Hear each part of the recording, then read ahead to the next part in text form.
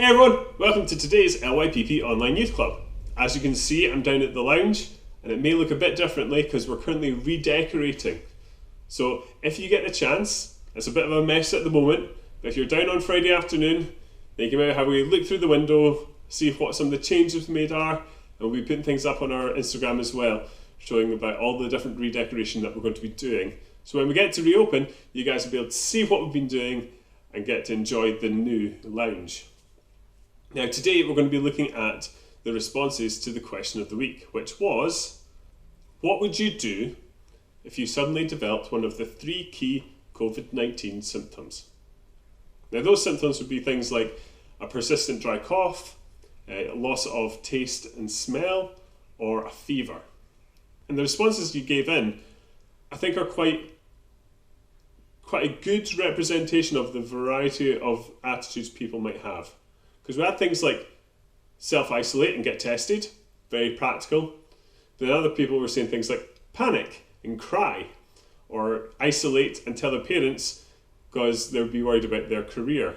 Now I've got a bit of personal experience from this because guess whose son on the first day back of school woke up with a cough? Yes, both had a cold a couple of days before, and that turned into a cough on the Wednesday. I knew fine well it probably wasn't COVID-19, but to play it safe, we had to keep them off school and get tested. And actually, just in the phone call that I had to make to tell them that Daniel was going to be off, I felt really embarrassed, almost afraid to admit the fact that he had a cough, he had one of these symptoms. And when I thought back of it, I didn't understand why I felt like that. I didn't understand why I felt I couldn't be honest and say, oh, by the way, he's got a cough and we're going to have to get tested. And so I did have a moment of kind of thinking, wow, this has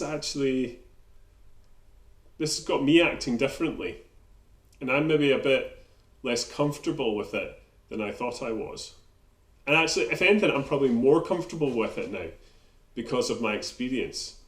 Because we did manage to get a test really quickly. At the moment, test centres are quite busy and it can take a while, but we were able to go and get tested really quickly, within an hour of phoning the school. And it's not a comfortable process.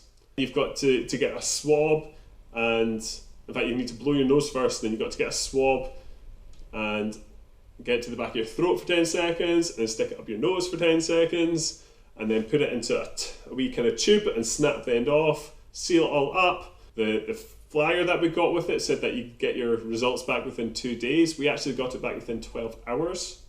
So my youngest was able to go to nursery the next day. And it was all very fast. And even if you can't get to one of these test centres, there's a postal one. And my understanding that one is, it's a bit more paperwork that you need to fill out, and that can take up to, I believe, 5 days to get your results to that one, so that one does take a bit longer. But I feel more comfortable being able to be honest and open about my health, my kids' health, and what I would do in that process now that I've experienced it. Because I would not have a problem saying to my kids' school and nursery, by the way, they've got a cough and we need to get tested. I do not have a problem saying to my work, we've got symptoms and now we need to get tested, because I've been through the testing process and I know what it's like, and I'm actually quite comfortable with that. And so I do want to just kind of reassure you, it's a pain in the neck if you get one of these symptoms. But going through the testing process is really quite straightforward for many people. And it might take time, but it'll keep you and your family much safer. So as we're trying to navigate our way through all these different bits of guidance and what to do, and as things are changing, and as that can be quite nerve-wracking, it's good to learn from other people's experiences as well. Because I actually had a really good one of being tested. I hope you don't have to be tested, but if you do, then it's quite a well thought through process, and will give you the information you need in order to keep safe. I hope you have a good week, and we'll see you soon. Bye.